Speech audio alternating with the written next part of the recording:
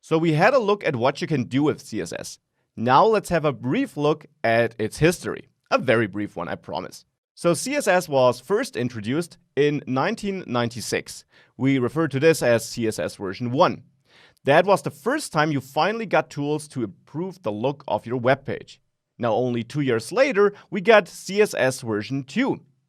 The latest version of CSS, actually CSS version 3, that's the one this course uses, and it's still in development. Isn't that strange?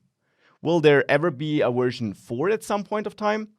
No, we'll never get a CSS version 4 because with CSS version 3, the concept or the approach towards CSS, towards the development of CSS changed.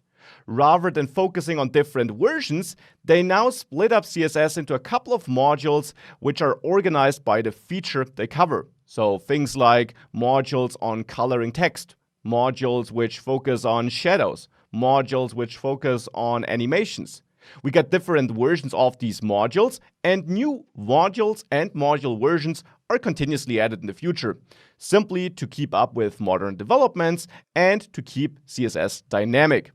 Here's an overview over the different working groups and their results who are working on improving CSS and developing new features. Now, please don't read through all of that. We will cover the important features in this course in great depth. The important takeaway for you is that CSS simply keeps evolving.